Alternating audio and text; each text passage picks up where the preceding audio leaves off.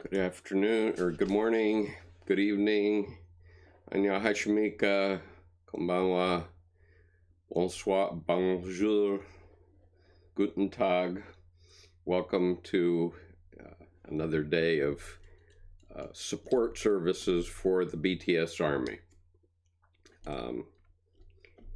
Today I'm going to talk about a bit of Dr. Murray Stein's book. He wrote this book, Jung's Map of the Soul, an introduction, which is the basis for BTS's new album, Map of the Soul Persona. And in his book, Dr. Stein emphasized the essay by Dr. C.G. Jung called On the Nature of the Psyche.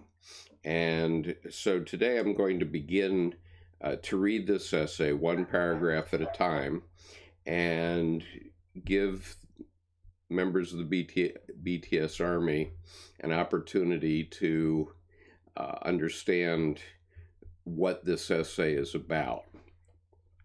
And so, in the process of that, I'll do my best to answer any questions you may have on chat. And so I'm going to begin by simply reading the first paragraph of this essay. Now, Dr. Edward Edinger, who was a later disciple of Dr. Jung, commented that in each of Dr. Jung's paragraphs represents a psychic fact, and a psychic fact is much more complicated than an individual fact. A psychic fact is like a cheese ball or something like that, where you have lots of different nuts and vegetables in it, and then you mix it all up and put it in a ball. And so, or Dr. Edinger likened it to fruitcake. So think of it as fruitcake that's got a lot of things in it, and so each paragraph has a lot of things in it, but each one represents one fact. And so today I'm going to begin, I'm reading in this book, The Structure and Dynamics of the Psyche by C.G. Jung. This is volume 8 of the Collected Works of C.G. Jung. And the essay that Dr. Stein referred to is called On the Nature of the Psyche. This essay is about 60 pages long, believe it or not. So I'm only going to, I'm not going to be able to even come close to covering it all today.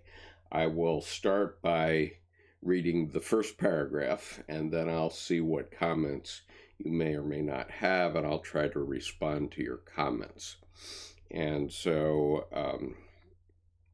so this is On the Nature of the Psyche, and part 1 in Dr. Jung's categories is the unconscious in historical perspective, paragraph 343.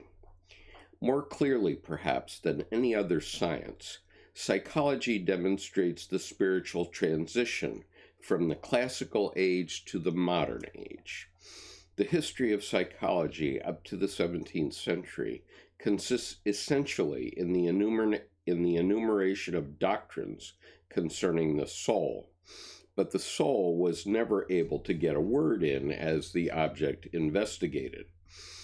As the immediate datum of experience, it seems so completely known to every thinker that he was convinced there could be no need of any further, let alone objective, experience. This attitude is totally alien to the modern standpoint. For today, we are of the opinion that, over and above all subjective certainty, objective experience is needed to substantiate an opinion that lays claim to be scientific. Notwithstanding this, it is still difficult, even today, to apply the purely empirical or phenomenological standpoint consistently in psychology, because the original naive idea that the soul being the immediate datum of experience, was the best known of all knowables is one of our most deeply rooted convictions.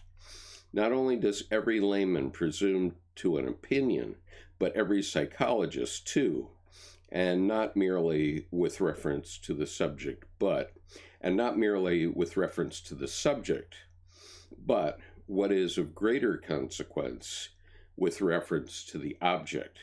He knows, or rather he thinks he knows, what is going on in another individual and what is good for him. This is due less to a sovereign disregard of differences than to a tacit assumption that all individuals are alike. As a result, people incline unconsciously to a belief in the universal validity of subjective opinions. I mention this fact only to show that in spite of the growing empiricism of the last 3 centuries, the original attitude has by no means disappeared. Its continued existence only goes to prove how difficult is the transition from the old philosophical view to the modern empirical one. So, good morning, everyone. Welcome. We have a growing viewership, so I'm going to go through this paragraph by paragraph, and even sentence by sentence to help you understand what's being said, but I'll try to respond to some of your comments as I go along. And I'm not going to respond to good mornings or good evenings or whatever it is, because then I would have to do nothing else. But like Hania says, he said yesterday, let's see, I have to get this where I can see it. He said yesterday was going to upload it so that those that missed it could watch what was talked about. Yes, and so all of the videos that I create, good morning, Art. The reason I'm saying hello to Art is one of my regulars on this channel.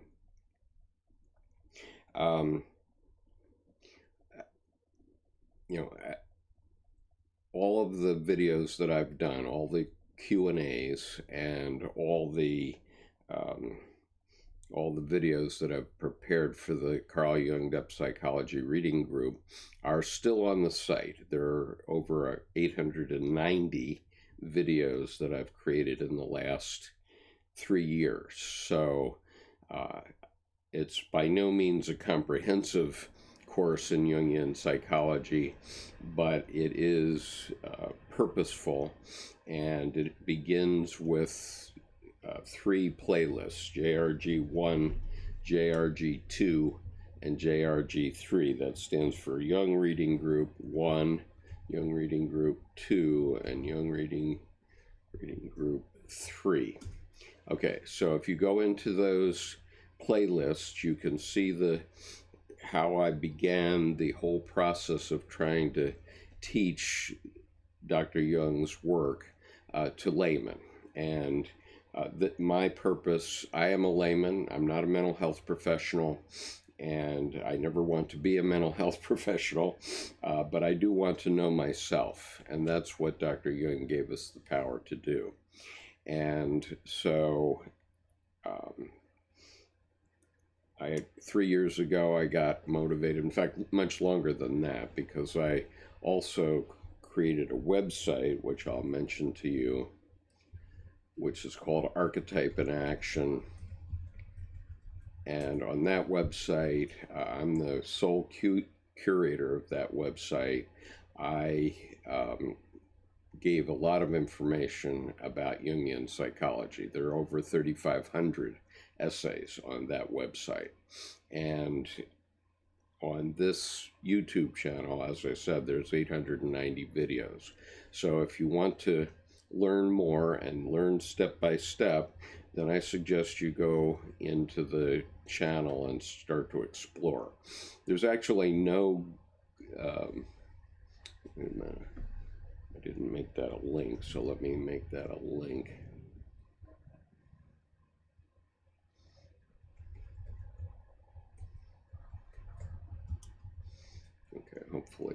show. Okay, there it is as a link. My purpose here is twofold. One is to help the BTS Army be prepared for the new album, which is going to drop on April 12th, called Map of the Soul Persona. And my other purpose is just to make this information available to laymen, because it's not easy to follow. Okay, so a couple of definitions here. When Dr. Jung is talking about the subjective, he's talking about what's in your psyche.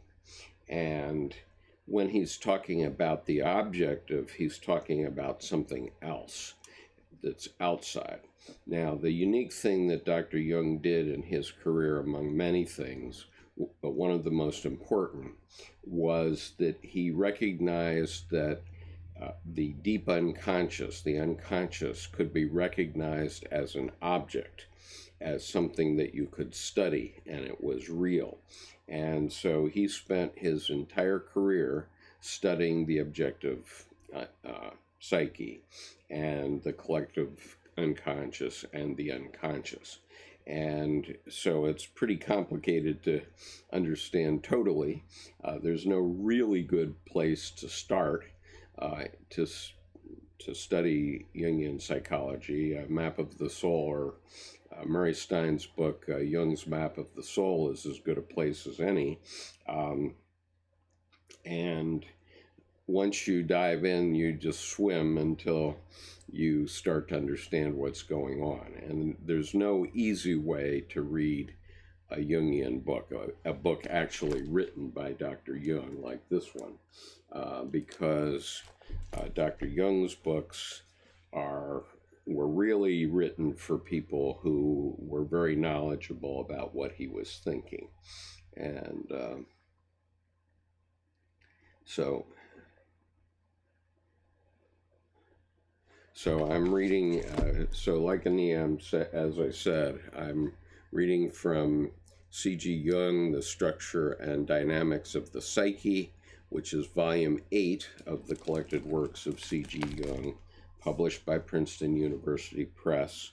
And all of Dr. Jung's essays are numbered, and that's because there are many different translations and many different versions of given translations. So in order for everyone to be looking at the same paragraph at the same time, we refer to Dr. Jung's work by paragraph rather than by page number. You couldn't possibly find it. If I gave you a page number and you had a different version, you wouldn't find what I'm talking about very easily.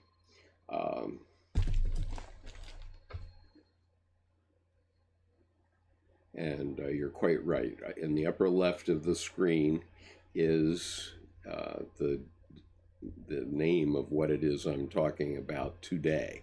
And this is part 1 of a series of talks that I'm going to give over the next few days. I'm going to try to do it at 10 o'clock in the morning each day for an hour or two, and I will try to go through various aspects of Jungian psychology, and I'm hopeful that will help the BTS Army prepare for the drop of this album. And let me note at the beginning of this essay that BTS is hoping that you will retweet this hashtag. It's Map of the Soul Persona. Okay, so that's the hashtag, and they are hoping that you will tweet and retweet that hashtag on Saturday, April 6th. And their hope is that will result in more than 27 million retweets, which would be a record for Twitter. And both BTS and the Army will be very happy if that happens. And FM42 asks, I was wondering which specific chapter he was reading, and that's what I'm reading right there. And it's in volume 8 of the Collected Works of C.G. Jung. The reason I mention it, or I'm doing it, is because Dr. Mary Stein mentioned it in his book, and many of you are buying Dr. Stein's book. So this is to bring you a little farther along. And Papalika says, sorry, who is the BTS Army? Well, BTS is a K-pop singing and dancing group. K-pop means Korean pop. And there's sort of a K-pop heresy, as I understand. But in any case, over the last few years, they've become extremely popular. So they have 80 million fans around the world. And so that is the BTS Army. There are 7 young men that are in this group, and they sing in Korean, but they were on the AMA Awards last fall, and there you can find on YouTube a Jimmy Kimmel segment about them. And then what's even more remarkable is the UN talk by Kim Nam-joon, who goes by RM, and let's see.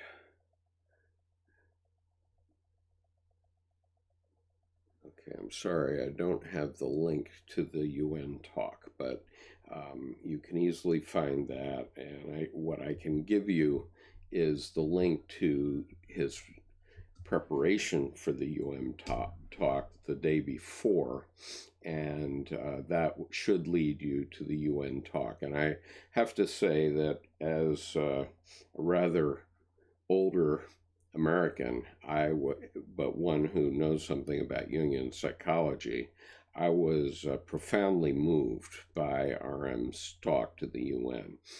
He's a UNICEF ambassador, and he was actually in the UNICEF room of the UN. And quite an impressive talk. It's 5 or 6 minutes long, and it's worth your time. And FM42 says, that looks like some serious book. I'm still on second chapter, Dr. Stein, and my brain is already smoking. I'm sure there are going to be a lot of smoking BTS Army folks. That's why I'm trying to help here.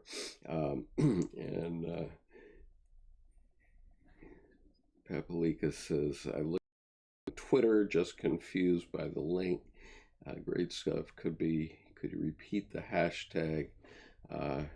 Please. All right. I will repeat the hashtag once again. This is especially for Saturday, but you can use it anytime. Map of the soul persona. Okay, so that's the hashtag, and you can help BTS by using that hashtag on Saturday especially, but it works anytime, that's clear. And Aya Bang says, BTS writes and produces socially conscious music. Their songs address mental health, bullying, societal pressures, and female empowerment. Absolutely. And they typically use a book to refer to in their album.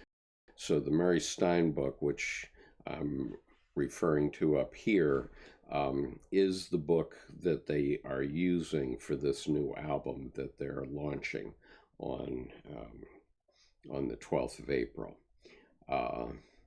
And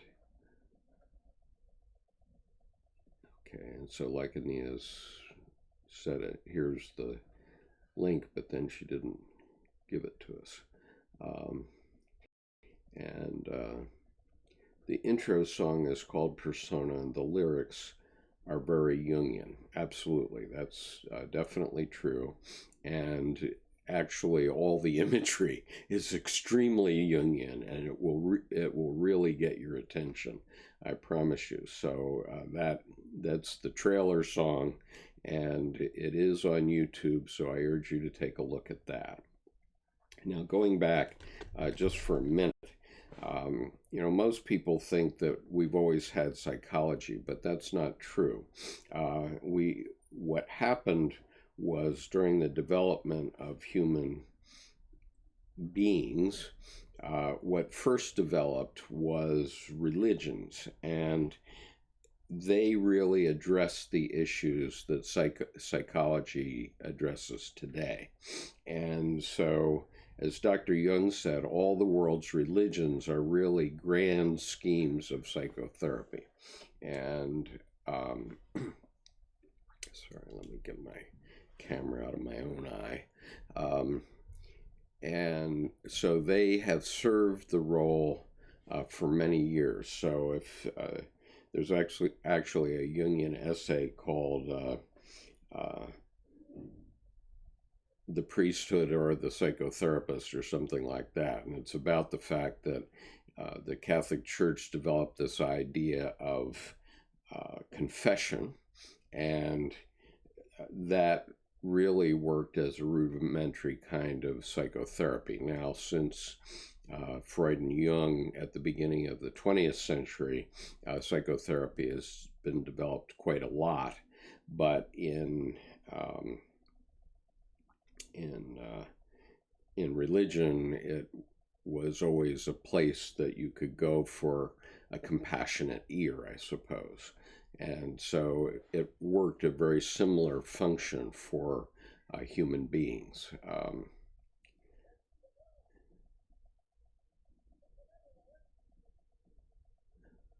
Okay, I see. Yeah, Lycania, I'm sorry you're not able to link a website, but what you could do is you can link the website, and then I think it'll give me an option to allow the link. So if you would give that a try, it probably will work. If not, please find the link for the YouTube channel on YouTube. And Papalika said that will reach such a wide audience in the younger generation. Fabulous. And I think it's fabulous too. The reason is for years I've been thinking, man, we need education about psychology in the schools, because without that, many marriages break up. And I'll give you an example, a practical example of it, of what I'm talking about in a moment. But getting psychology into schools is almost a fool's errand, because as soon as somebody starts talking about putting psychology in the schools, what will happen is all the fundamentalist religious people will go out and say, oh, no, you can't talk about that in public schools, and they have to come to religion for that. Well, actually, we have to develop, as human beings, we have to develop to a new level of consciousness, and we have a long way to go on that. But let me give you an example. Now, I am going to have to get one image up for you.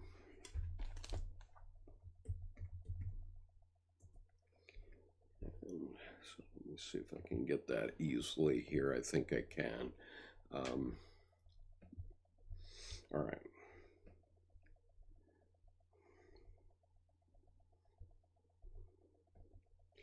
Okay, so this is the,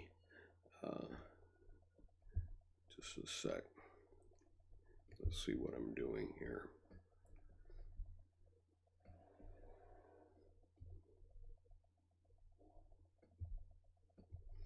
Okay. All right, so this is, wait a minute, should transition. Okay, this is the famous yin-yang symbol from Taoism. And the significance of this is that all psychic energy comes from dualities. Okay, there's a right way and a wrong way, a good way and a bad way, a white way and a black way to do practically everything in life. And so all of those things, and there are thousands of them in the psyche, are represented by this Taoism symbol. And you have to think of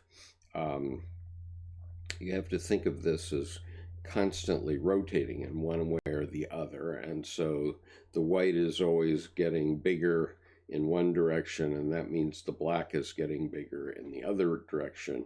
But the white has a little bit of black in it, and the black has a little bit of white in it. So they're interconnected. And the reason that this is significant and why I talk about this in connection with marriages is that also, this circle, this mandala that is in this yin-yang symbol, actually represents a marriage, okay? And it also can represent a nation state or an individual or many different dualities within an individual. But let's just talk about it in terms of a marriage. And so I want to show you a coffee mug that I got in Arizona many years ago, which many people think this is a joke, okay? And what it says on it is, if a man speaks in a desert where no woman hears him, or no woman can hear him, is he still wrong? And the answer to that question is yes. And the reason is because men and women look at things entirely differently. And so that's what the yin-yang symbol suggests. So you have a marriage, and if you're a man, your wife is going to look at things entirely differently than you. That's the purpose of having a marriage, and that's the purpose of reaching wholeness, which is what Dr. Jung talks about very heavily. And so your wife is going to be different. And if you're familiar with the Myers-Briggs type indicator, on those 4 scales, you want 2 or 3 of those to be the same in a marriage. If you have 4 different, then you're always going to be fighting with one another. And if you have 4 the same, you're going to have a boring marriage if they're all the same, because nothing will change. Okay, but when you have 2 or 3 different, then this yin-yang in your marriage is always moving and keeping it vitalized. And so in my case, I'm an INTP, my wife is an INTJ, and so we have 3 the same. And so we're introverted, meaning we don't go out to parties a lot. We're both intuitive, so that means we grok it. We get things very easily. We don't have to see 1,000 trees and doubt that there's a forest. We can see 3 trees and know there's a forest. And we're both intuitive, so that means we don't carefully evaluate things. We're very rational, as opposed to feeling, but we're different on the J and P scale. So this morning, when I was telling my wife about the phenomenon of what's happening on this YouTube channel right now with these live feeds, and which I'm very happy about as a P, she said, well, no, you have to do it this way and this way and this way. That's what a J does. And so, my wife and I go to the grocery store together, and my wife goes with a list, and she keeps her nose in the list, and she goes up and down the aisles, and she draws things off the shelves from the list. I'm a P, so I go to the grocery store, and I just go up and down the aisles, and I pull things off the shelves. Both J's and P's eat, but we have a different way of going about it. And so in the Myers-Briggs type indicator, there are 16 different personalities. And there's really millions or hundreds of millions, because each one of those scales, you could be anywhere on the scale, and there could be any combination of the 4 scales. So it's a useful tool to understand where someone is coming from in a very basic sense.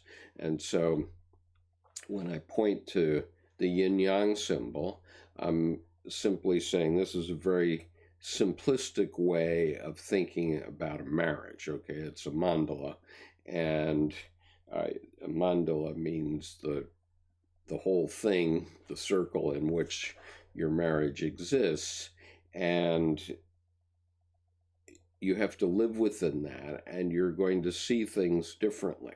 And so because we have 3 the same, we might emphasize more the white or the black side, but nonetheless, we will also have a mandala something like this. Okay, so if I go now back to this, so I was talking about the subject and the object. So the subject is within you, your psyche, and so on. And the object is that thing that you're looking at. So what Dr. Jung developed in his psychology was the objective psyche, the unconscious, as something that you could look at. And so he said that in his career he had evaluated 80,000 dreams, for example.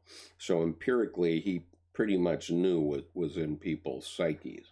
And so he empirically, by experiment, knew what was there.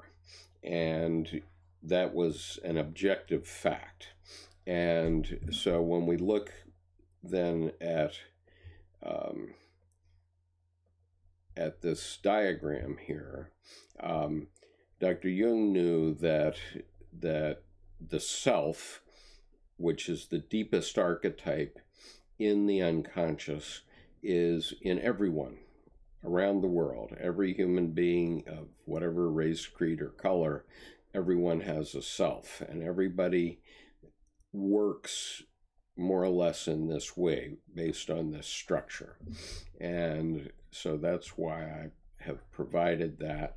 And that diagram came from one of Dr. Jung's disciples, Dr. Edward Edinger, who put it in a book of his called the Ion Lectures.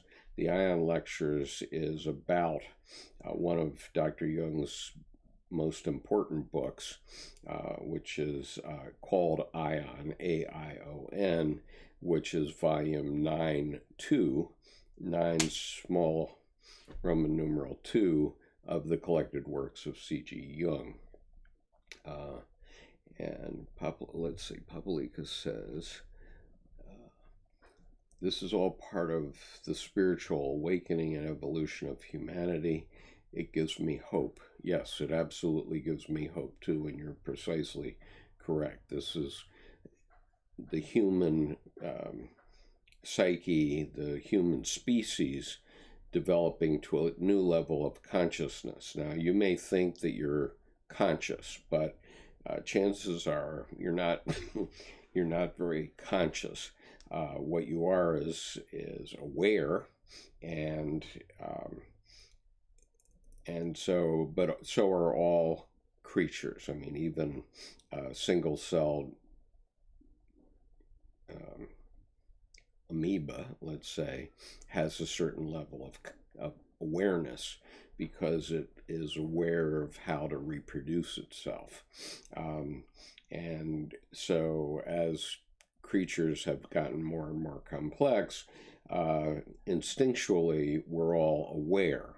But being conscious, you're being conscious when you're educated, okay? And so an infant is a wild animal, but it has all its instincts already in it.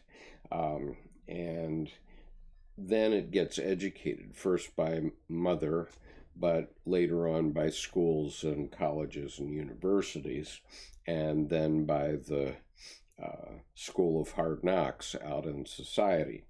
And so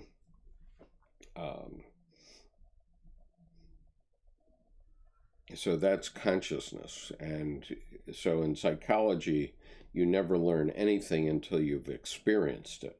And so this is one of the issues in religion, because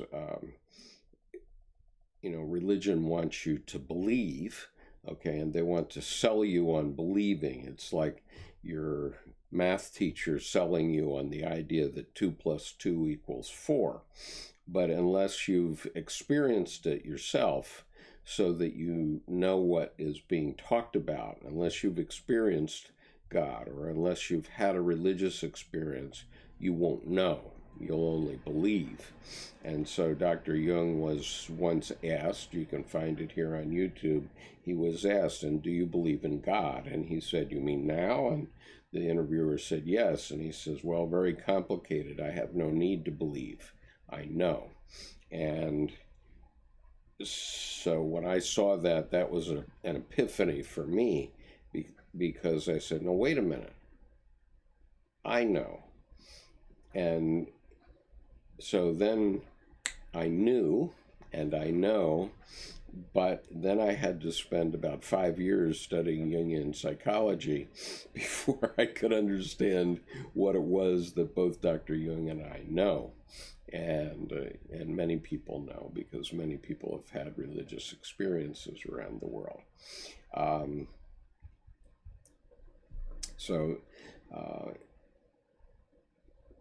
Papalika says we are evolving beyond religion.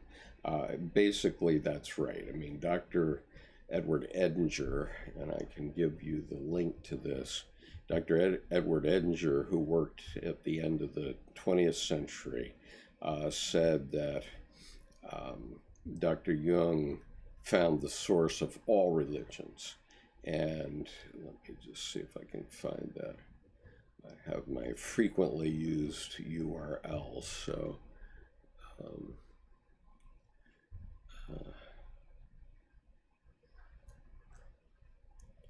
let's see. Okay, so here's Edinger's summary of Jungian psychology. He did an interview years ago that it is still partially on YouTube. Part of it was taken down, but fortunately, before it was taken down, I did a transcript of that interview. And so this is my transcript of the interview. And this is the abbreviated interview as it was, as it's still online on YouTube. The complete interview is not there. And Miles says, it is interesting to note that BTS means beyond the seen. There is, in other words, something beyond what we are seeing, something beyond what we are conscious of, beyond ego and our persona. Precisely correct. And that would be the self that you're seeing here. But if you go read Dr. Edinger's interview, or you see that part of it, you'll understand what we're talking about. It's truly profound, truly profound. So let me go back into this paragraph again.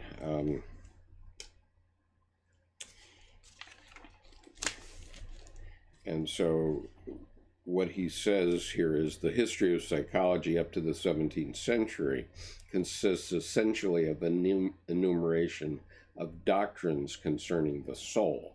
So that would be the dogma of religions, for example. But he makes this humorous point, but the soul was never able to get a word in as the object investigated. So the soul never had a chance to talk back. And so in Jungian analysis then, Dr. Jung gave the soul an opportunity to talk back, and this is what he found out from the soul. And so So everybody thinks they know something about psychology, but actually we don't know anything. So I don't know anything about you, you don't know anything about me, and you cannot assume that I think of things exactly as you think of things. And you cannot assume that all the people around you, even if you are working in a collective of some sort, like the military, you don't necessarily think exactly like all your compatriots. You may, by training, do the same things because you're taught to, but very interesting imagery in RM's trailer video that we were talking about earlier is this imagery where there's about 100 robots, and they're all gold robots, and they're all doing everything just the same. And that's what society would like you to be. They'd like you to just go do your job and shut up. And they're happy to give you sports or entertainment to distract you. So when you see a football game, that's the collective, people going over in the collective and allowing their psyches to be put on hold for that period of time and not think. And so the people who think, who really think, and who really control our societies, they're happy for that. And that's been the tradition since the Roman Colosseum. The Colosseum was just a spectacle to keep the public from fighting with the senators and the emperor of Rome. And it worked for a long time. And in the United States, we have the NFL, the NBA, everything. And most men spend a lot of time watching sports. And when you do that, you're leaving the world to somebody else to control. And the same thing applies to music and all kinds of entertainment. They're just distractions to keep you from thinking for yourself. And it's quite obvious that Kim Nam-joon, who goes by RM in the BTS group, does think for himself, and he has therefore popped out of the collective, and people notice him now. And so Average Human says, unfortunately, there are a lot of people who blindly follow religion, not because of their perception of it as the truth, but merely because of tradition. And, it's not entirely unfortunate because, and Dr. Jung was against collapsing religions because they are mental health systems, and they provide community to people. So their religions do have a legitimate value, and we can't just throw the baby out with the bathwater because we don't have anything else built up for people to go to, and you need a container to be able to live your life. So if you have a religion that does give you some ritual and so on, so that you can live your life in society, it gives you community, it gives you people to communicate with and that sort of thing. But it doesn't mean that what the minister is teaching you is true in the physical world. Okay, and so I keep referring back to this book, Answer to Job by C.G. Jung, and to paragraph 752 in this book. And one of the things he said, I'll read a whole section. He says, clearly the material evidence for the existence of this psychic phenomenon, of this psychic phenomenon is more than sufficient. It does not matter at all that a physically impossible fact is asserted, because all religious assertions are physical impossibilities. If they were not so, they would, as I said earlier, necessarily be treated in the textbooks of natural science. But religious statements, without exception, have to do with the reality of the psyche and not with the reality of the physis. And so, in my view, that is the most important thing that Dr. Jung ever wrote, that those couple of sentences there, because he cracked through to the fact that everything in religion is in the psyche. It's not up there or down there. And that's a big thought, okay? And it took me a long time to get my mind around it myself. But once you understand that fact, once you understand that religious facts are psychic facts, psychological facts, then you can see how religion is used both for good and for evil.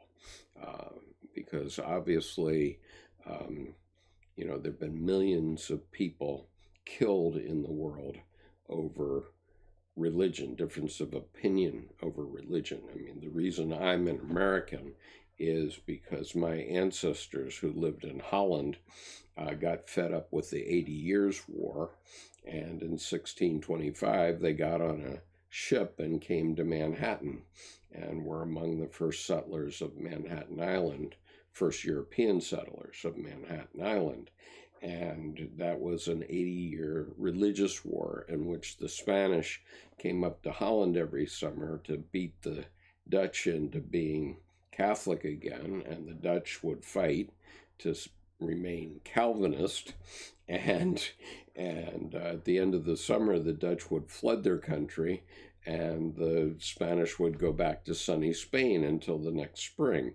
And that went on for 80 years until the Treaty of Westphalia. So, Europeans are no better on this than almost anybody else. I mean, we have religious warfare going on all over the world still, and it's all over something that happens to everyone.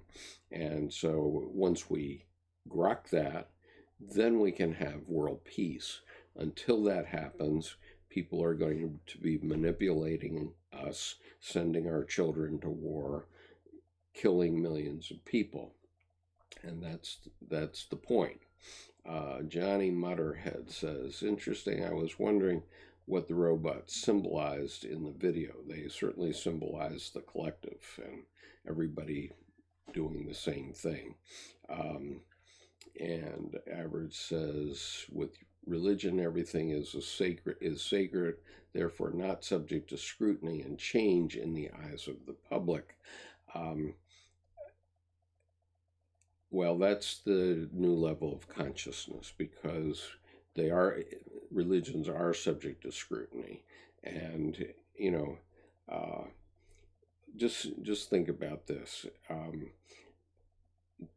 Do you think that any jihadist who committed suicide thinking that he was going to get access to 72 virgins is happy now in heaven that he's got 72 virgins? My God, I mean, what a crazy idea.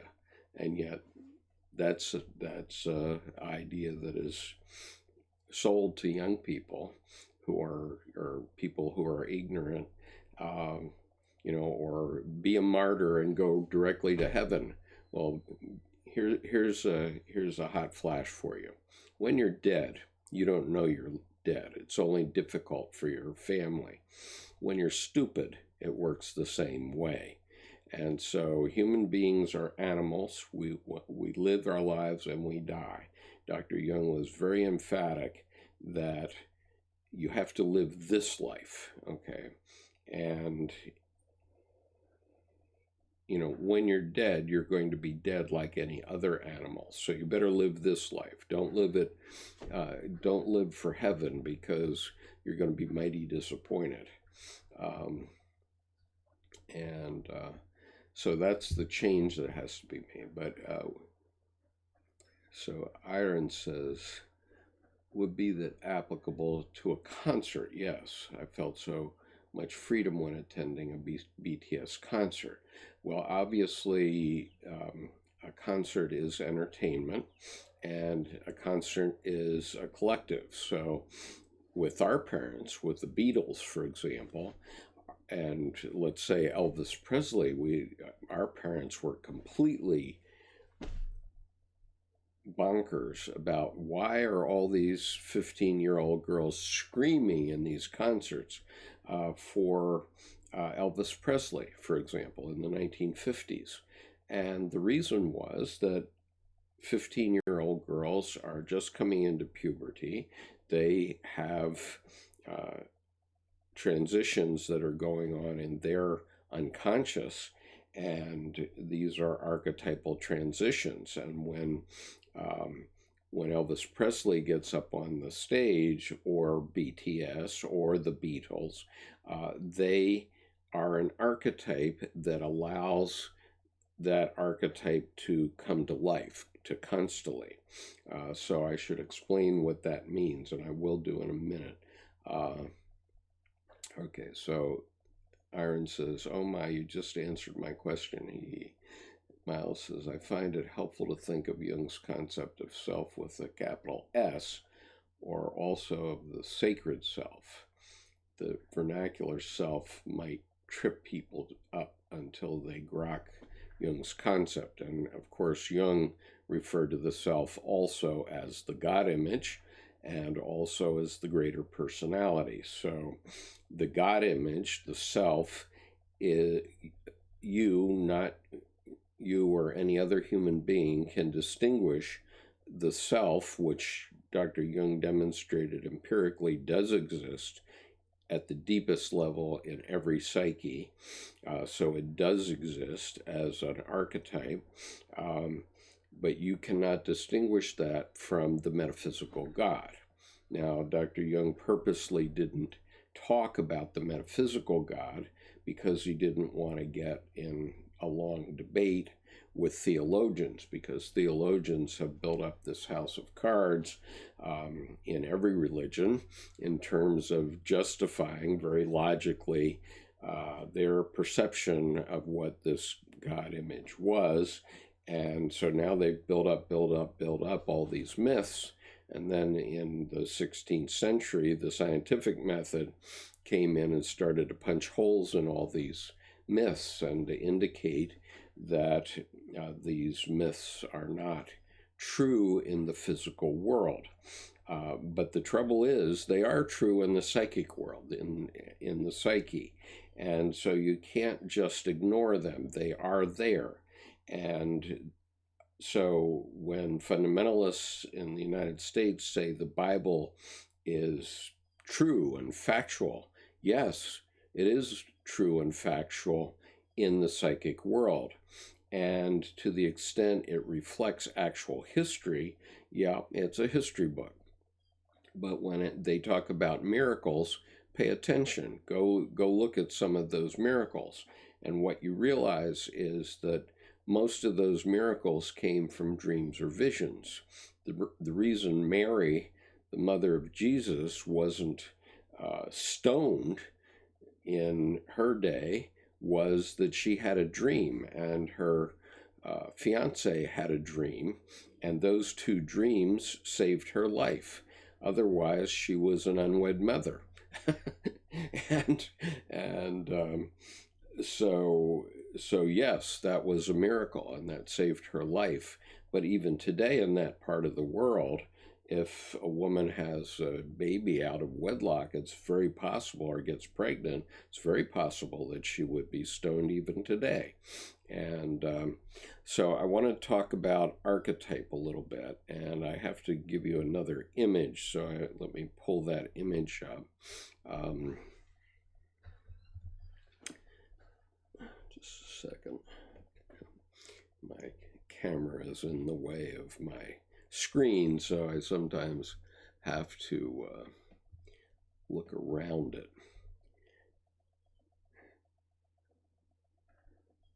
Okay, so think of archetypes and instincts as a continuum.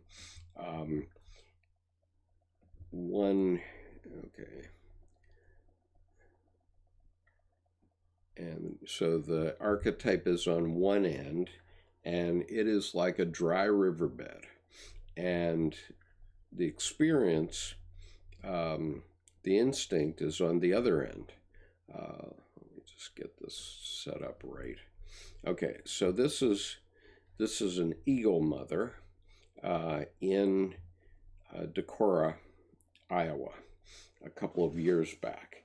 And what you're seeing demonstrated here is the instinct of motherhood, because this woman, this female eagle, has 3 eggs under her. And even in the worst kind of a snowstorm, she will move for nothing. She's a mother, and she instinctually is going to continue being a mother for the rest of her life. And there's nothing that can change that.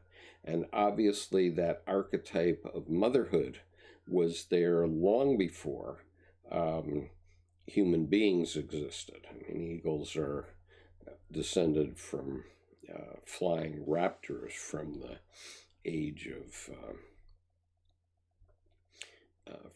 of the dinosaurs. And so I'm just going to move this over so you can see me too here.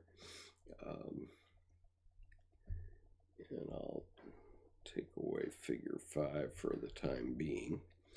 Okay, just a sec.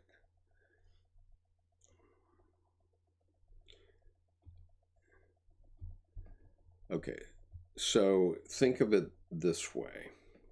Let's see how that looks. That's not too good.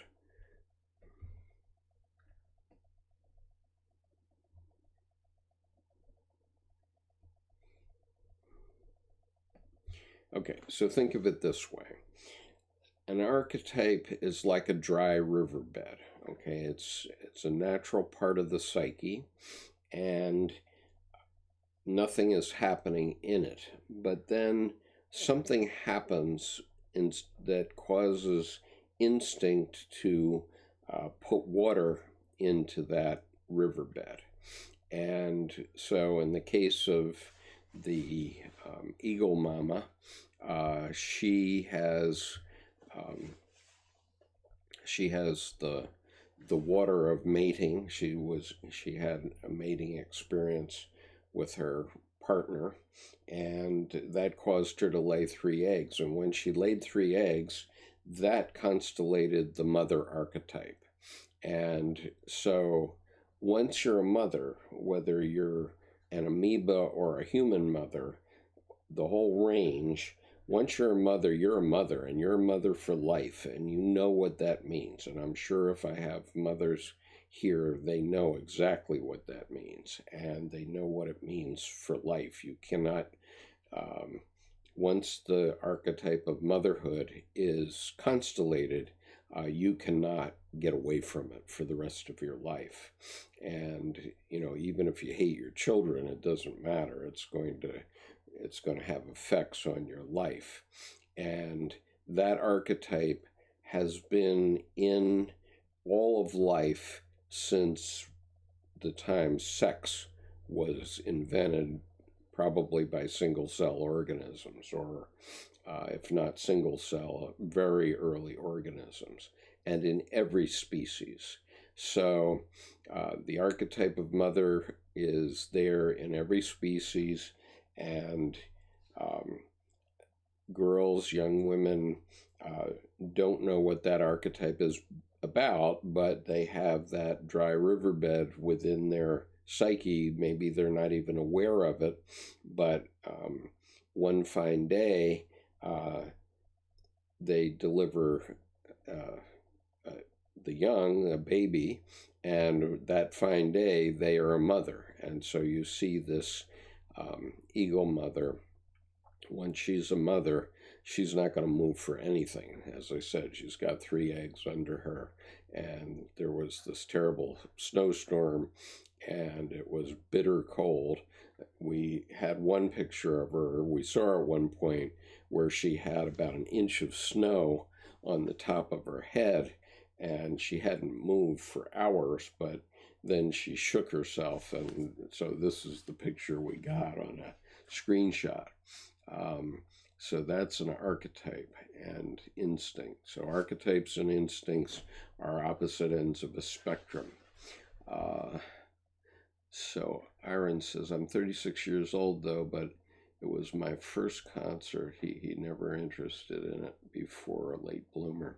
And so when you go to a concert and that archetype gets constellated, then you're going to be swept up with it. And anytime you're in a crowd, you're going to get swept up with it. And what Dr. Jung pointed out is that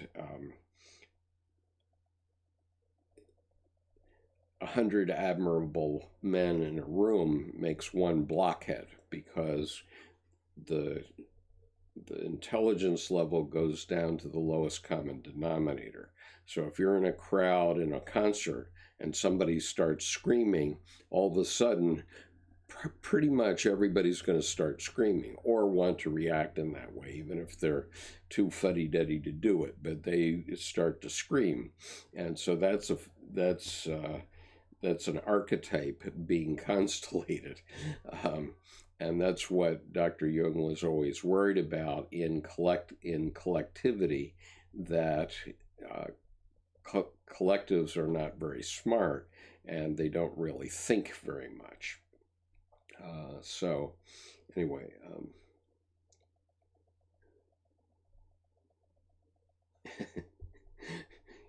Aaron likes my quote about being dead. So Johnny says, BTS actually have such diverse fans, they transcend age, language, and race. Absolutely. And I'm a fan of theirs also, and I don't speak Korean, but I'm a fan of what they're doing and what they're constellating in the world, because mental health has been a taboo in the world. And so suddenly we have the BTS AHC group, which is Army Help Center, that established itself spontaneously. Amazing that it established itself spontaneously about a year ago, and there's 250 volunteers around the world who are helping young people work through mental health problems, personal problems, depression of all sorts, which was never happening before. Okay, even in the United States, there are lots of young people who, are in homes who would never think of asking their mom to let them talk to a psychologist. That would never happen. I mean, in most households, the parent would just say, straighten up, but children need mental health support all the time. Mothers often give it. That's one of the functions of motherhood, but sometimes mothers don't, or they don't know any better, or they're depressed themselves and need somebody to talk to themselves. And so, traditionally, women would get together for coffee or tea and talk about their husbands, and that was a form of mental health. And men, anywhere you go in the Middle East, you'll find men sitting out on verandas of coffee houses talking with one another. Well, what are they doing? They're complaining about their wives, typically, but that's a way of maintaining their mental health. But a lot of children don't have access to that. So what this Army Health Center has done is, in 20 languages, suddenly made at least a compassionate ear available to young people all over the world. And that is an amazing thing to happen. And that has happened because of BTS and because of the fact that BTS has put their emphasis on this mental health taboo, to their great credit. And so, as I said, I was railing against the fact that we can't get psychology and mental health discussed in schools, but now that's by the boards. Everybody, from now on, we can all ignore schools as far as psychology is concerned, because BTS is making everybody think about it. And so of the 80 million people that are BTS fans, and that will probably double in the next month, I suppose, because they're not yet very well known in the United States, Europe, or India, as I understood from my interview on Sunday. They're not yet that well known because they're singing in Korean, and who wants to listen to a singing group singing in Korean? But once you understand what they're doing, you have to say, oh my God, this is incredible. And so they're going to get all 80 million fans thinking about issues that we have to think about, making them more conscious about things that we have to think about. And, maybe there will be 1% of that 80 million that get interested in learning more about psychology. And if that's true, what's that? That's 800,000 young people that are interested in studying psychology that weren't interested in it, or even today aren't interested in it, because they haven't really grokked what RM is doing with these albums. But come April 12th, when this album drops, and all of a sudden this goes through the popular culture, there are going to be a lot of kids talking about psychology. And that's an amazing thing that they're doing. That is a gift to the world. And, all the educators can just go pound sand, because you're never going to get it in the educational institutions. Every psychology teacher wants to teach his particular brand of psychology. I mean, even Jordan Peterson, for all the benefits that he's brought to the world in the last 2 years, providing sort of a fathering influence for a lot of improperly fathered men, still, he's limited because he has to go and teach he has to teach the history of psychology, and he has to teach Freud and Adler and Maslow and all these other guys, and that's what his job is as a psychology professor. That's all well and good. There's a role for that. But what we need is a new level of consciousness that isn't one of those things. It's a lot of things. And so what's going to happen with this Map of the Soul Persona album is that young people all over the world are going to start talking about psychology, and it won't matter what they're talking about, because what it's going to do is raise consciousness about psychology all over the world. And when that happens, things are going to change, and there is going to be more consciousness. And oh, by the way, there probably will be American bands that want to do a Me Too. Okay, let's suppose that some young person who's a musician is watching this and he's saying, what am I going to write a song about or an album about? Well, I can give you about 100 suggestions based on books. And if you want to get onto this genre of talking about mental health, then there's a lot of books. Like, here's one, God's in Every Man, okay, and Goddesses in Every Woman. Both books were written by Jean Shinoda Bolen, and these are, as you see here, archetypes that shape men's lives. Okay, so if you read this book, if you're a musician and you want an idea for an album, read this book and read Goddesses in Every Woman, and write an album with a song about each archetype, and tie together song about how they all fit together, and oh boy, you are going to have an amazing album. And another example is this one. Women Who Run with the Wolves, Myths and Stories of the Wild Woman Archetype by Clarissa Pinkola Estes.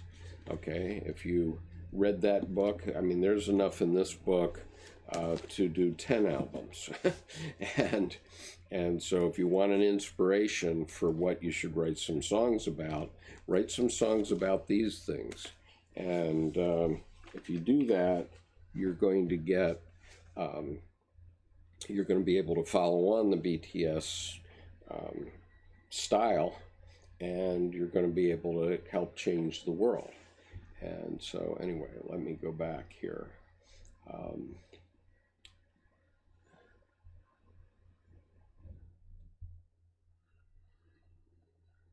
Miles says, an archetype comes from a metal type, as in typewriter, of the metal piece that has a letter carved into it. All the prints are made from it. Some might not be as perfect as another. Yep.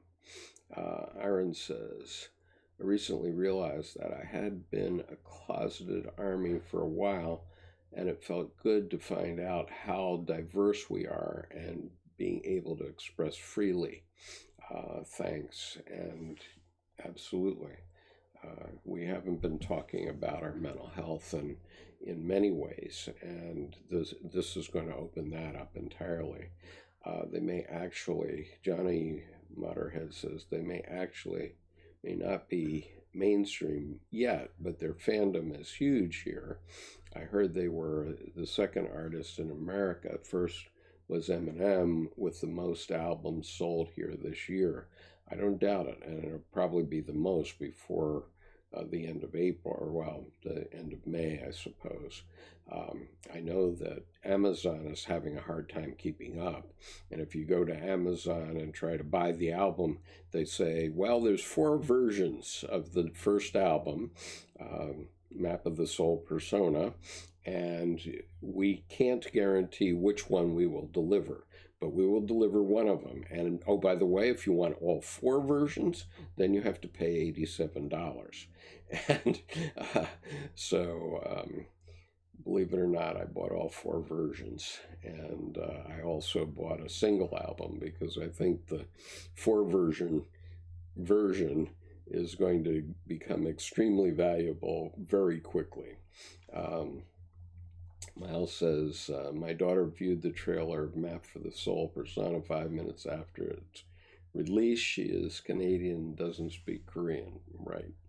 And Aaron says, I'm not sure if it has been mentioned before, but one of the members, Suga Min-young-gi, is one of the most open about mental health. He might be the quietest, but his message goes deep. Great. And he has a song, The Last, that talks about depression and possible suicide attempt, along with other mental problems. First time I heard, I felt something. Then I looked up the lyrics, and I became Army. Well, I think that that's very important to talk about. And, you know, there's so much nihilism around in the young generation today. And where does nihilism come from? It comes from not having a direction. If you have a direction in life, then you're going to be able to manage the crazy stuff that goes around in your psyche. But if you don't have direction and nobody's giving you direction, then you just sit around on the sofa and say, what's this all about? Do I really want to live? You know, and so, you know, and you can't be crushed. I mean, as I said in 2008, when the crash came, I lost my life savings, very frankly. And a friend of mine who was a very successful nurseryman lost his life savings, and I think his nursery was in big financial trouble, possibly. And so he rode out in the middle of a lake and shot himself. And I had suicidal thoughts myself, but I was instinctually saying, perish that thought. I don't want to do that. I want to know how this is going to come out. And so my life went on, notwithstanding the fact that I had lost everything, which was quite depressing, as you might guess, but his didn't. And so it's essential that you get a life and get something to do. And if you're knocked back, if you're defeated, that's what the Job archetype in Jungian psychology is about: contest, defeat, lamentation, and rebirth. And so no matter what it is that you're defeated with, okay, sit around the house for a day, a week, or a month and lament about your defeat. But then let your psyche start to present to you what you're going to become, how you're going to be reborn in your next life. And I've had to reinvent myself many times in my career.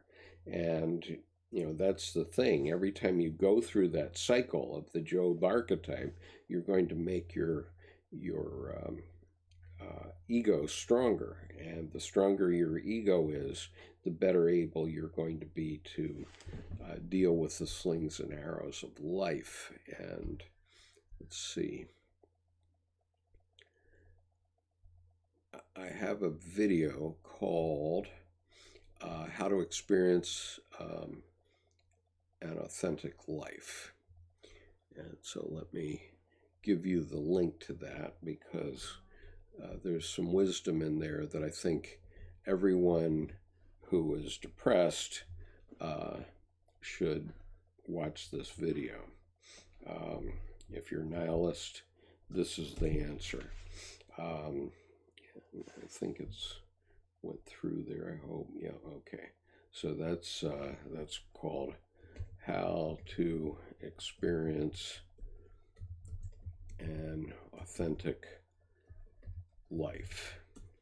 Okay, and that's not, wow, I planned my whole life out and it went just like I planned and everything was perfect at the end. No, it's not like that. Life isn't like that. And so you have to get knocked down a few times, make a lot of mistakes, and be reborn from those mistakes, and then you'll continue to live the life that you're supposed to be living, which includes the fact, for example, for me, how could it be that I could be talking with you right now? We have 41 people watching this live stream right this minute. Yesterday there was over 200 at one point. Or no, there wasn't over 200. There was 187 was the highest number I saw yesterday.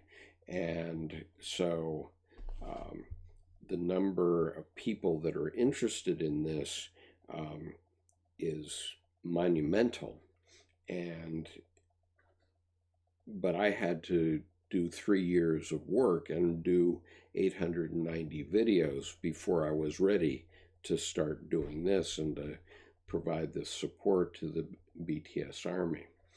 Okay, going back, let's see. I got away from myself. Ishabel Army says, RM gets inspired after reading books, and the boys mentioned they always notice RM reads the difficult or deep books, and the other members too, like Jung and Suga and Hobie, reads as well. Yeah, terrific. That's going to inspire people to read. What could be bad of that? And really, it's really a good idea to get inspirations from books. Absolutely. And Nia says, much of the army consists of people outside the status quo, so it's especially likely that they'll look into and internalize the messages BTS conveys. I absolutely agree. And by the way, I've had many suggestions from all of you that I should present these videos in other languages. And of course, I'm a one-man band, so I'm trying to help people with the psychology education of this material, but I don't have so much time, and I definitely do not have money to pay for translations. But I did set all of my videos so they can contribute translations if you're moved to. And so my understanding is that members of the BTS Army do contribute such translations, and if they do, I will encourage that, and please do that, because you're going to help your fellow man by doing that. That will be a meaning. You can give a meaning to your life by doing that. So I urge you to contribute translations in whatever language. Obviously, they're especially needed in Korean, and I've also seen Spanish as a big need, and also Arabic. And Elsie says, "Sir, I'm really happy that you understand what BTS has been doing all this year." And Nia says, "I teach basic Korean even here in Hungary.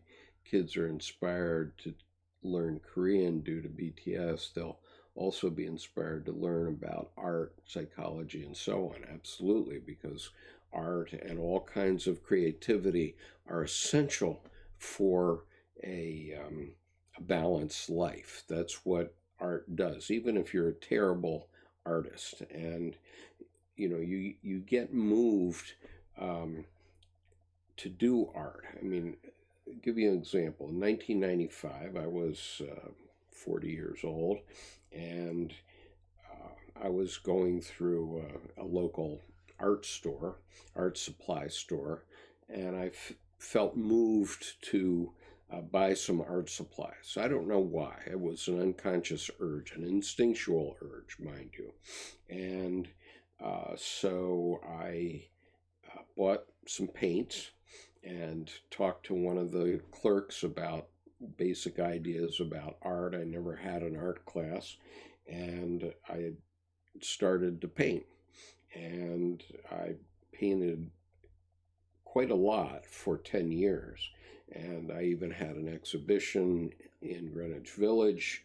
I had 3 exhibitions in 2005, and then my psyche changed. And instead of doing it in paint, my creativity started to do things in writing, which it had done before too, because I wrote a novel in 1993, thanks to Women Who Run with the Wolves. But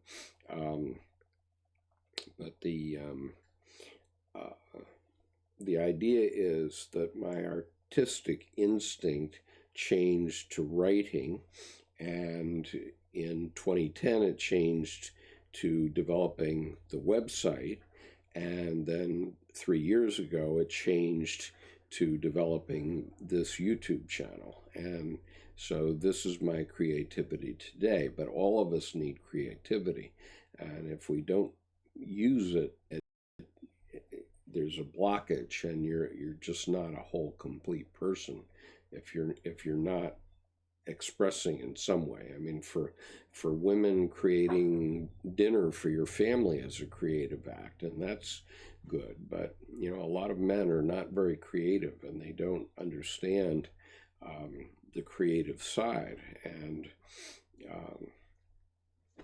so I have a quote from Leonardo da Vinci here, which is, "He who has access to the fountain of creativity does not go to the water jar." And so the point is, the Logos is all well and good. That's what Jordan Peterson is selling. But that's just the structure of the world. It's not life. Life comes from the opposite of Logos, which is Eros. And Eros is by being creative, by living a life, by getting out and getting a life. And that's what get a life means. So anyway, so I'm all for art and learning about psychology and seeing how it applies in your own life. Monks says, "BTS have always been vocal about their own mental health too, and often supporting LGBTQIA. Songs pose Jimin with his body image issues and more. that's great. I mean, we have to wake up to what these things truly mean. Iron says, feel free not to read my following comments. I'm just going to post some parts of the lyrics so you can see. Okay, well, thanks. Nesha Bell says, the last was such a powerful song that helps us open up to these dark thoughts to fellow armies. Absolutely. And that gets things flowing. I'm surprised you bought 4 versions. Usually the design of the album and the photos contain some kind of message that we have to interpret and decipher. Well, that's good, and I'm looking forward to doing it. I actually invested in the 4 version type as a kind of investment, because I know that people who owned early albums of the Beatles, for example, those were worth a lot, but I also bought an individual album that I can listen to myself. I do have 3 Korean American grandchildren. Their father was born in Korea, and I probably will give the 4 version set to them sometime for Christmas. You never know.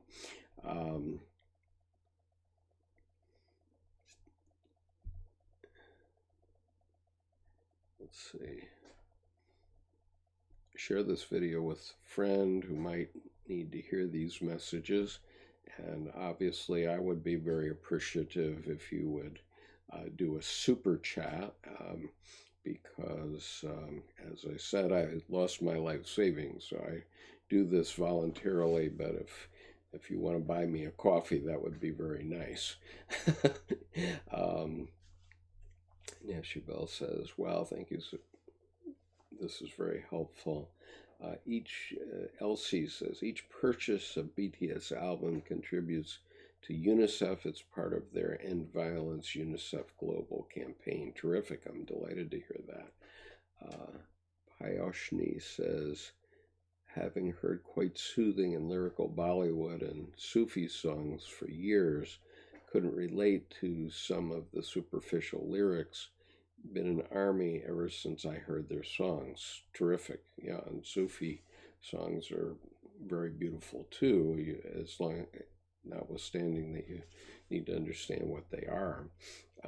Nia says, BTS is definitely the opposite of nihilism. It's not that they didn't face pressure, criticism, and struggles. They simply never let it defeat them. They use these hardships to improve life. Payushi seems the artists take the evergreen love and breaking as the genre to make songs, so making many other things to talk about. Absolutely. There's a lot to talk about, no doubt. Labini, I'm sorry I can't participate so much today. I'm trying to do subs for the later video. Okay, that is great, and I look forward to seeing those. And as I said earlier, I would be delighted if someone would start to translate some of these videos. I've created a special playlist on the front page of this channel for BTS Army support. And so this will be, I think, the 5th video for that playlist, and any help anyone can do in translating those, that'll be very helpful.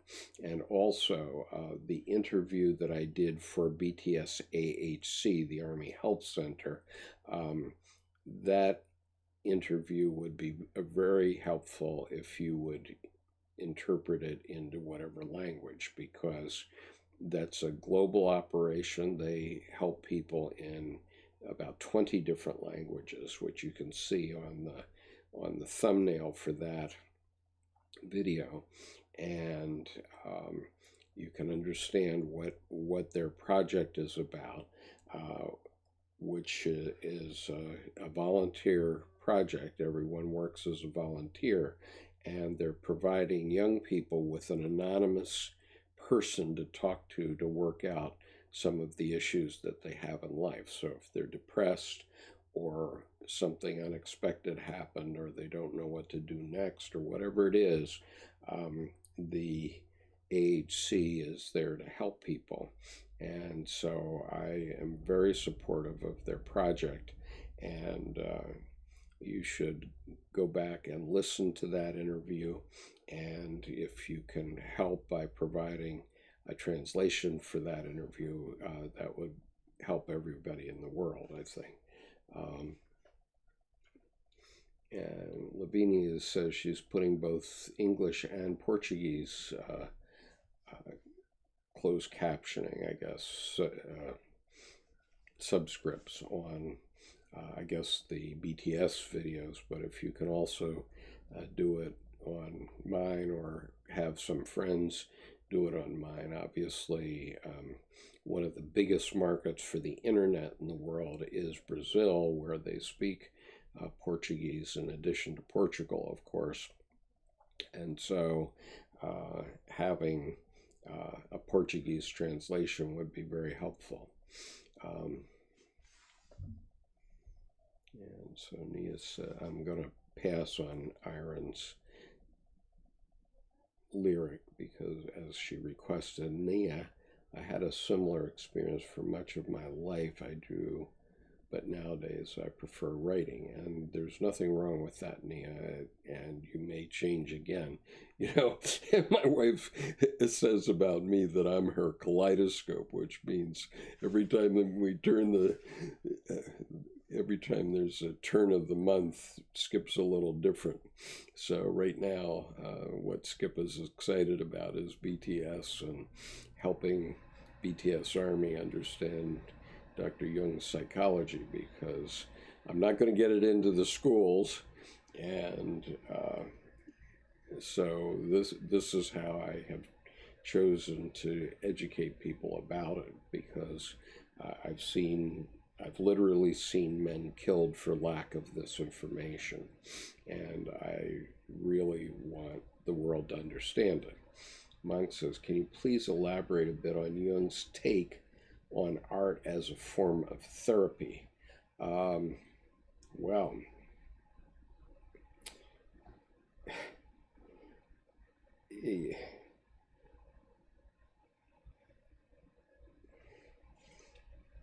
it's very hard to even respond to that, because Dr. Jung was very much into all kinds of art throughout his career. And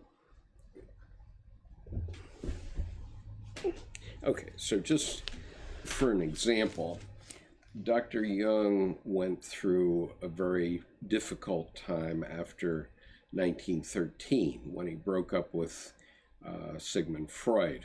He and Freud had a feud. Sigmund Freud wanted to stick with materialism and the physical world, and Jung wanted to talk about the psyche. And so for a period of time, Sigmund Freud was talking about Jung as his quote-unquote crown prince, and so that was very good for Jung, who was in the next generation. But when that relationship, and so it was like a father-son mentoring relationship, when that broke up, it was very depressing for Dr. Jung. And he went through this very depressing period, which was also his visioning period during the First World War. And during this period, he produced the main parts of this, the Red Book by C.G. Jung. And so speaking of art, okay, and so the Red Book, if you buy the big version, the folio version, you will get many different images that Dr. Jung produced during this time. So, for example, here's one. The book is so big that I can't even show it to you. But if you go online and look, do a Google search on Jung Red Book images, you'll get them, most of them. Okay, and you'll see what I'm talking about. But these are paintings that Dr. Jung himself did. Okay, and you can see how amazing these images are. And what he was doing was expressing things that were coming from his psyche. And there are many that are mandalas. Here are a couple of examples.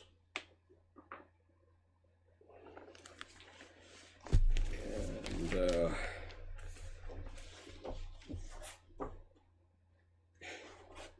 so, as you see, it's not easy to really explain because this whole book is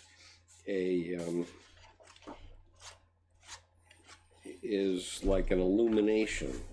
For example, it's about 200 pages long, and Dr. Jung wrote the entire thing in German calligraphy, and it's illuminated. So everything here, Dr. Jung himself did.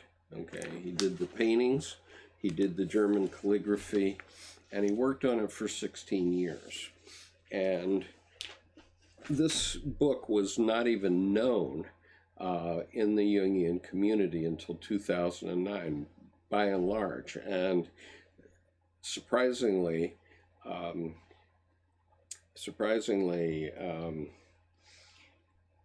I do know Jungian analysts who have never read the Red Book, which is just shocking to me.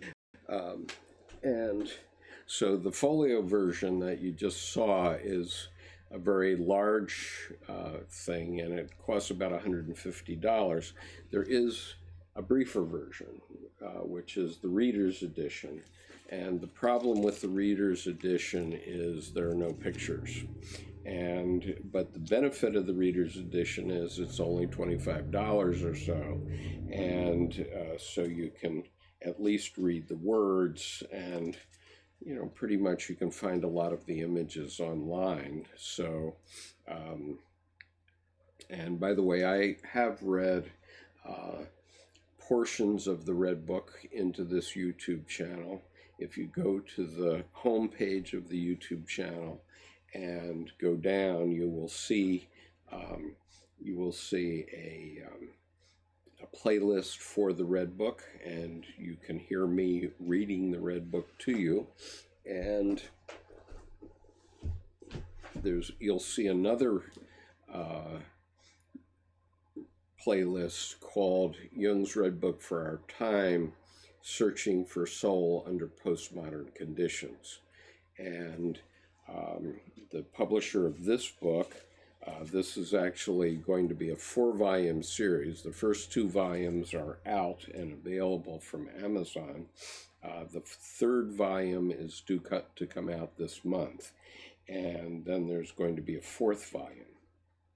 And these books, Jung's Red Book for Our Time, is just profound. It's essays by, in the first 3 volumes, there are going to be 50 essays by Jungian analysts. The publisher has allowed me to read 20% of these books into the YouTube channel, which I have done. And so you can find them on the playlist. It's a horizontal playlist on the homepage of the YouTube channel called Jung's Red Book for Our Time, Searching for Soul Under Postmodern Conditions. And many of these essays, as you see, I've marked them up very seriously, and I put all my little flags on them. Those essays are indeed profound, and so I urge you to take a look at that.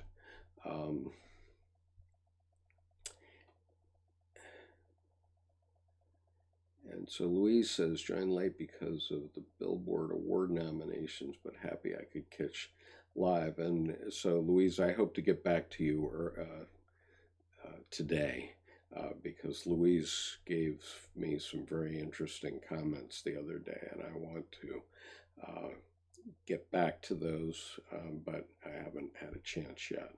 And Nia says, do you have any questions to us, fans, with regards to BTS, their history, and or message so far?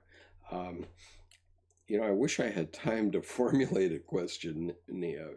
The BTS Army has, first of all, been inundating me with information about BTS, and for that I'm very grateful. And so so I have a lot of information in a very short time. I've only known about this band for perhaps 10 days, but I see, I get it, I rock it, and that comes from the fact that I'm on the Myers-Briggs type indicator. I'm in the 99th percentile on intuitive, and so I get it, and so I'm immediately trying to incorporate that in what I'm trying to do on this YouTube channel, because this is a very exciting phenomenon that I see happening here. And so I am pushing it out as fast as I can and trying to make myself available to the BTS Army to help them understand what these various songs are going to mean. I'm looking forward to the various translations of the songs. I've only seen the first one, and that is indeed quite a Jungian song, and I will try to do videos on the songs as they go forward. For now, I'm going to limit myself to Murray Stein's comment about Dr. Jung's essay on the nature of the soul, on the nature of the psyche, and that's quite an important essay. So I'm using this opportunity as a way to go through that essay and help people understand, because this is such an important aspect of what Dr. Stein was talking about, and also to just make myself available to people who want to ask questions. So I'm, as a one-man band, I'm running as fast as I can, and hopefully I will have some questions for you at some point. But so far, I've got lots of answers, and I haven't had time to formulate a question yet. Monk says, I've been wondering, what's the connection between Jung and mandalas? Well, Dr. Jung discovered very early on that the mandala appears in all human cultures, and the earliest examples he found were in Zimbabwe from 35,000 years ago. And so mandalas are a symbol, and they symbolize wholeness. And what Dr. Jung was emphatic about was that during your lifetime, you should try to become as whole as possible. And so a mandala comes up in people's dreams naturally, and it usually happens when you're really upset about something or really depressed about something. Then the self will send up an image of a mandala into your dream, and you'll actually see it in the dream, or it'll be a vision that you have. And so the result of that fact is that mandalas appear in every society. I mean, an example is the rose window in every cathedral in Europe. And as you know, I mean, I just was showing you the example of the mandala in Taoism of yin yang. And so all of these things represent wholeness, and they can represent the wholeness of a society or of a family or of your own psyche. But art has many examples of mandalas. And I've actually been thinking I should buy some round canvases that I could paint on. that's a future project. And Louise asks, would art also include music, and is it only creating that supposedly help, but also consuming. Well, I think consuming, does allow us to live our lives, but it's really creating that's the best thing for you. And yes, it certainly includes music. And the issue is, if you're listening to music, it can be soothing. And so a musician or a composer or a songwriter is writing something that's helping them psychologically. And then if they share it with you, then you can ride along with that, and it can help you psychologically, which is why everybody goes around with earbuds these days, because as the country western fans used to shout out to Loretta Lynn, "You tell my life." And so people relate to these things, and it makes them feel better. And so in that sense, it's good. Okay, now the problem is that where should you stop listening to music? Well, if you want to hear yourself, if you want to know what yourself thinks, then you're going to have to turn off the music, because whether it's church on Sunday or listening to BTS or the Beatles or Beethoven, whatever it is, or going to a football game, all those things are screens that prevent your conscious mind from hearing yourself. Okay, so entertainment per se is a way of avoiding your own self. And a lot of people are afraid of even listening to themselves. They're afraid of turning off the radio. And I was like that until I was 40 years old. I always had the radio on my car. And, lots of music helped me feel good and so on. But, and I know myself, because I'm intuitive about it, that I was sort of afraid to listen to my own self. But when I was 40, I turned off the radio. And I haven't turned it on since. I do listen to things in my car now when I'm trying to learn something. So typically I'll listen to a book, Audible book or something like that. But I don't just listen to random music anymore. And I found that when I turned off the music, then I could hear myself, and I could learn from what my unconscious is trying to tell me. And since that's the boss in your life, is the self, the God image, you really need to pay attention to that. And most people are afraid of it, and they try to fill their conscious mind with music or sports or whatever it is, or going to church. That's another way to block it out, and then they don't hear the voice of God, literally the voice of God.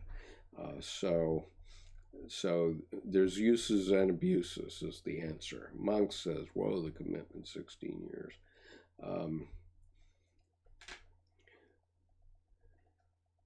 So Nia says, his art reminds me of contemporary indie art, especially experimental comics that deal with heavier topics such as mental health, tend toward such expressive styles. Yeah, I suppose. I think it's pretty amazing. I mean, you really have to look at it. Ayun says, hi, I am from UAE. Salam alaikum. I've been to Dubai and Abu Dhabi at least 50 times since, at least 50 times. Most of them since 2002. But I've spent a lot of time in the Middle East, so I really both know something about it and have had a lot of fun there. Monk says, is there any correlation between the MBTI types and Jung's theory components concerning the psyche? Uh, well, yes.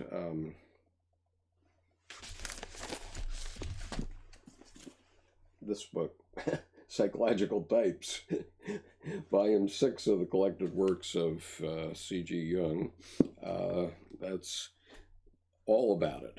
And so, yes, there is a huge correlation.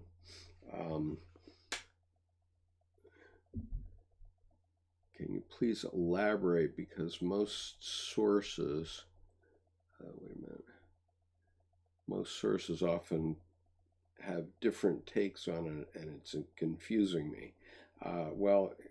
Monks, as you see, this book is nearly 2 inches thick, and so I would not attempt extemporaneously to sum it up for you.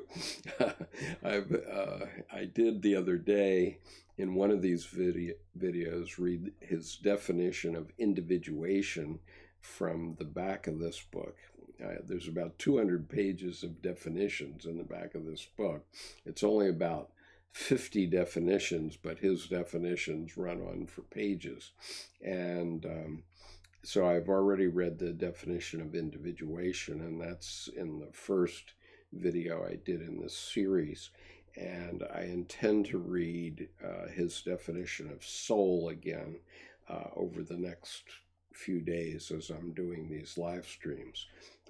But, you know, summing it up, it wouldn't be possible. I think you ought to buy the book. And Pastel says, hi, don't worry about BTS Army and armies. It's understanding. It's all right. Just keep talking about Jung. It's interesting. Well, I'm trying to make these things a little bit easier for the army to understand. What I do know is that in the hive of the BTS Army, lots of things are going to be going back and forth, and the army is going to teach itself. I do understand that, and I'm not trying to be the teacher to the army by any means, but if I can help give some handles, that's what I'm doing. Nia says, no worries, just offer because I could catch a live stream.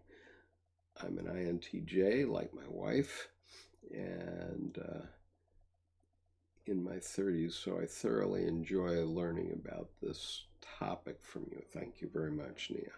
And Monk says he's an INFP, and I am an INTP. Pam in Japan says, Army is accused of having one brain cell when it comes to BTS. We are not lemmings, nor do we follow a Pied Piper, but we all are consumed with BTS. What is that called? What is this fascination? To an extent, it's it's an archetypal collective mentality. I mean, human beings are naturally herd animals, and so we instinctually try to join a herd, and that's at a very, very deep instinctual level. But then when that constellates, when that archetype of a major group like that constellates, then the instinct goes into that archetypal thing. And so, BTS isn't the first one to have taken, or they're not even taking advantage of it. It just is. And if a band has a breakthrough, then they're going to have a fan club, and people are drawn to it. And I think that what's very interesting is that this fan club, this BTS Army, is a very thoughtful group, and so that is somewhat different, and there's nothing wrong with that. And so konbanwa, or Ohio gozaimasu, I guess. You're up very early, Pam, or up very late, one of the two. I spent 8 years in Japan, Watashi wa eroko desu. Louise says, so music entertainment is then some kind of escape, which I can totally see, because when I'm in a low mood, I watch, read, listen to music, because then I can channel the feelings instead. Yes, and it's, and we need entertainment. We need that recharging to recharge our psychic energy. That's how we get new psychic energy that we can then expend out in the world. And so there's nothing wrong with just staring mindlessly at reruns of I Love Lucy or the Beatles or whatever else. There's nothing wrong with that, because we all have to recharge, and we all try to get a night's sleep also, and that's another way of recharging. And so there's nothing wrong with entertainment. We all need that for recharging. But if you want to live a meaningful life, and throughout your life, then you have to learn how to balance entertainment against what your psyche really wants you to be doing at this point in time. Okay, now that can change. Okay, so when I was a young man, I was bitten by the warrior archetype, and I joined the U.S. Marine Corps. And ultimately, I spent 23 years in the U.S. Marine Corps, and I had to play through the whole warrior archetype. And, it's still with me to a certain degree. I can put it on if I need to. But, once I played through it entirely, then I could go on to something else. And again, it's motherhood. Mother is really consumed for 20 years, let's say, of a baby's life. But after the baby is up and having their own babies, and now you're a grandmother, then you're never going to not be a mother. I'm never going to not be a Marine. But you're... you then compartmentalize that in your psyche and go on and do something else. And so, let's see.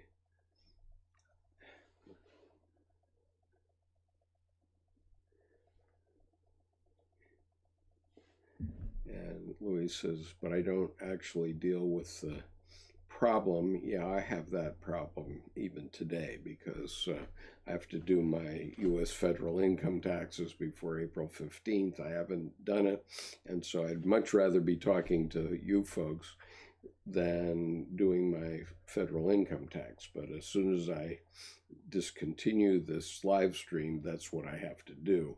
And so I've been procrastinating all along, and that's the way it is. Pastel says, I happen to watch Way of Dream, Marie-Louise von France, 2 years ago. I'm excited about psyche discussions. Thank you for doing this. You're quite welcome. And Marie-Louise von France, for those who don't know, was one of the principal disciples of Dr. Jung. She actually joined him when she was 18 years old, and she worked on it through her whole life. And Louise says, I love how every time I watch one of your videos, I become aware of something that in itself is so obvious, but I haven't reflected on before. Great. I'm glad that's happening. That's what consciousness is, as opposed to awareness. So if I can expand your consciousness, that's my objective. Berlioz says, you can explain what intuitive means, please. Well, these things are not necessarily that easy to explain in 5 words, but let me just give you the metaphor that I use, which is intuitive is on a scale with sensing in the Myers-Briggs. And so a sensing person, you can show them 1,000 trees and they won't believe there's a forest. or maybe they'll believe and maybe they won't. But an intuitive person, extreme intuitive like me, you can show me 3 trees and I assume there's a forest.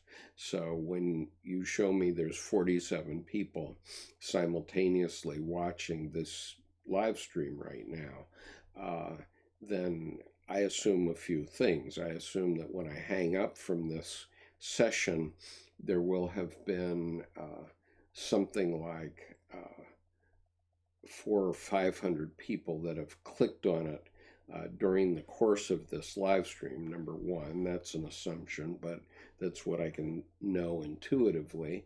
I intuitively know that the BTS Army is very engaged and very interested in psychological issues. I know that intuitively, and I also know intuitively that this is the way that we're going to teach the world psychology and raise human consciousness to the next level. It's not going to be through teaching in the schools, because if it's teaching in the schools, colleges, and universities, forget it, because everybody's got their silo, their bailiwick, their job to protect, and they're not going to let you into the schools. But if we start getting popular music bands like BTS talking about psychological issues, boom, it's going to happen very fast. And so I'm very excited about that. Auto Alchemy says, in my opinion, John Beebe's work on psychological types does a good job of connecting the MBTI with the Jungian undercurrents. Well, John Beebe is one of the leading Jungian analysts now, and so that makes good sense. Pyoshni says, have you ever come across Vivekananda's ideas of life and his purpose? Just wondering. Yeah, I mean, I run into him very many times. I've been to India 44 times since 1994, so I've run into a lot of Indian things. And Dr. Jung talked about Vivekananda, and it's not something I've really studied. I've studied Jiddu Krishnamurti more,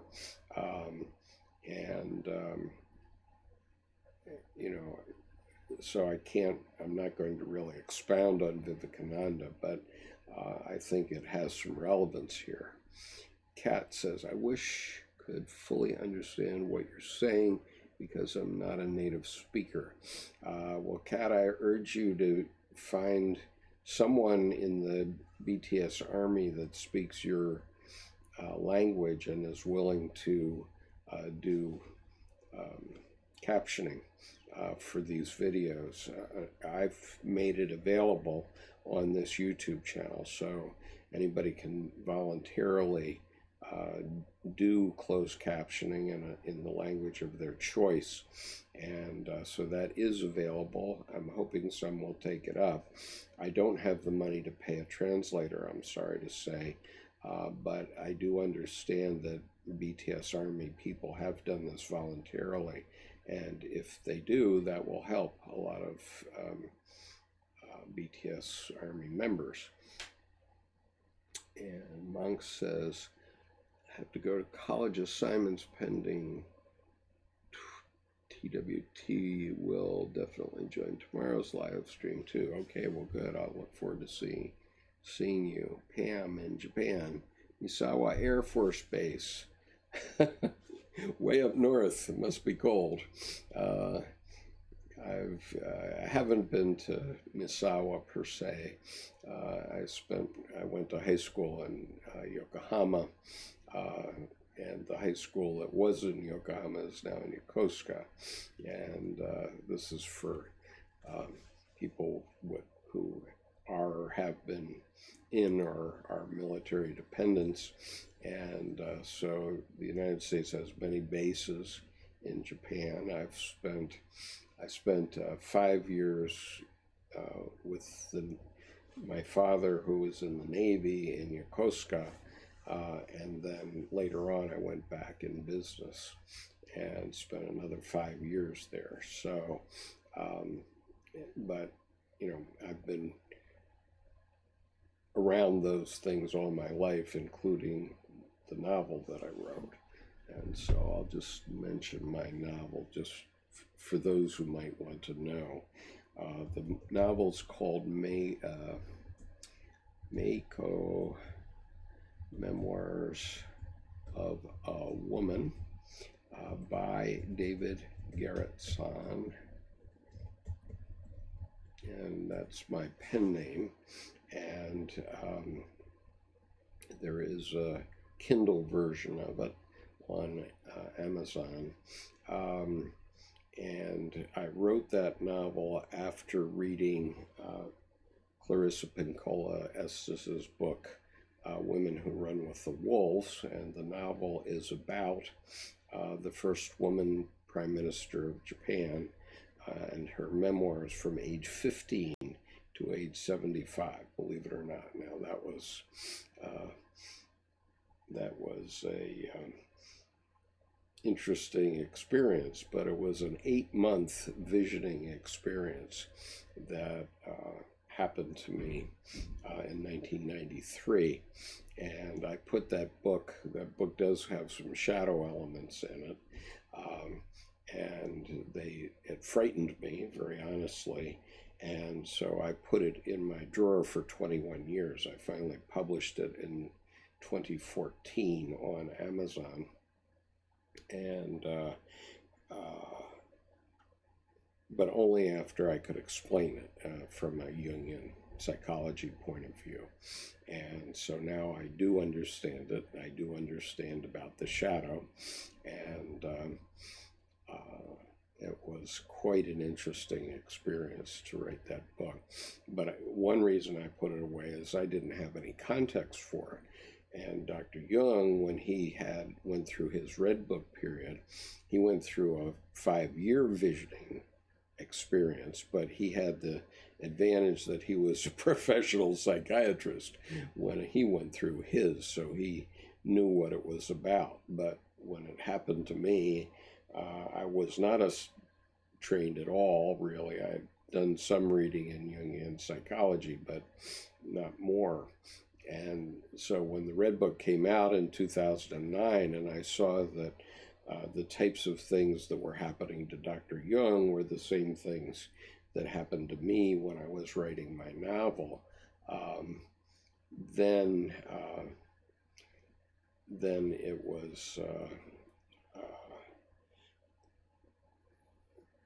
it gave me the go-ahead to publish it. Let's put it that way, finally. And Pam, you know my book. Wow, that's amazing. It's a big secret because there was, there's some shadow elements in there. And the other book that I wrote for in the pen name was Seduction for the Soul. And that's my book of poetry. And some of the poems I've read on this YouTube channel, and you can find under the poetry playlist. And then I wrote 2 other books. One is called Tsunami of Blood, and that's in my own name. And the other one is in 2014. I wrote Political Psychology, New Ideas for Activists. Okay, so those are my 4 books, just for your information. I'm not urging you to buy them, but anyway. Nia says, I often jokingly describe the fan base as a cult or a religion as an institution. Our fascination comes from similar sources as in a cult, and it's not destructive, rather building. As you said, we crave a herd, and people can steer us toward paths. BTS steers people toward a self-enriching path, and that seems to be the case, and one reason why I'm really fascinated by what's going to happen with this phenomenon that's going to be happening after this album drops too. And so it's going to be very, very powerful, is what I think. And yeah, it's a kind of cult. I mean, there are cults, but they're, it's the same as a football game, the Baltimore Ravens or the New York Giants or the Golden State Warriors, whatever it is. Those people are also cultish, but I, and some sports figures do some wonderful things on mental health also. But when they're in a sporting event, the only people that are having an authentic experience of life are the guys that are down on the football field or the basketball court. Everybody else is just a witness, and maybe they're recharging their energy. There's nothing wrong with that. It's entertainment, but if you want to have an authentic life, then you have to start listening to yourself. So, okay, I think I have gotten through all the comments so far. And we have been talking, believe it or not, for over 2 hours. And I need to take care of some other things. I probably won't get to my tax returns today, but we'll see. I hope so.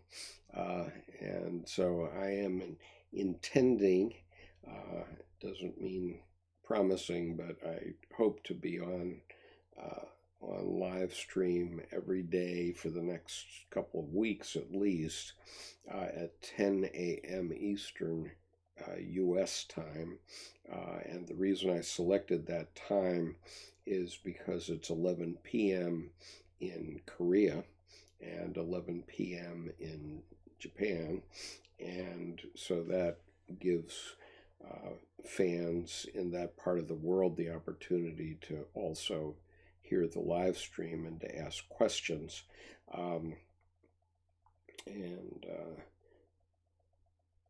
So I'll continue to do that, but I'll also be putting all these live streams on playback so that you can listen to them later. And once again, I urge you to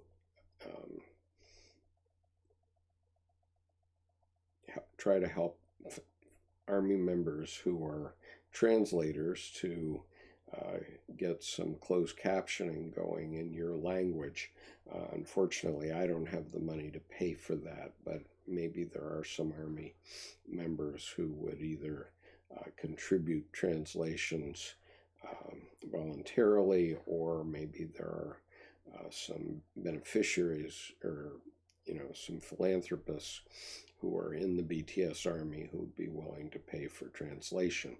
I have made the translation functionality available to the community so that you can put your translations onto my videos. So, and I am creating this playlist, so I would love to have translations in whatever language you speak on the videos, and I will do everything I can to support that.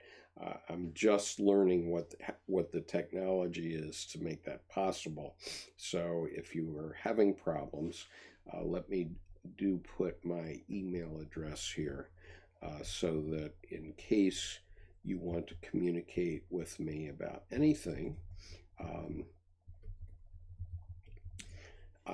among other things, I'm interested in interviewing BTS Army members and actually anyone that has an interest in Jungian psychology.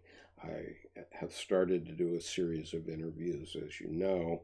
One of those interviews was the interview of the BTS AHC project last Sunday. And but if you're interested in being interviewed, then I'd love to know that.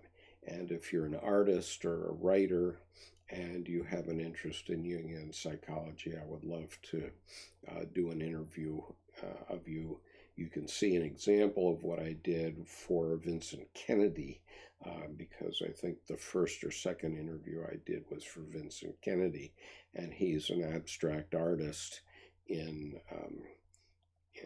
Derry, Northern Ireland. And his work, if you haven't seen it, I urge you to go take a look at that interview. His abstract art is just phenomenal. And he has connected with Jung's ideas in that work, and it's really, really amazing. But if you are an artist or a writer or into anything, and you are willing to be interviewed about Dr. Jung's psychology, I'd love to hear about that, and that's why I've given you the email address. And the email address is also available on the About tab on the YouTube channel, so you can always get in touch with me.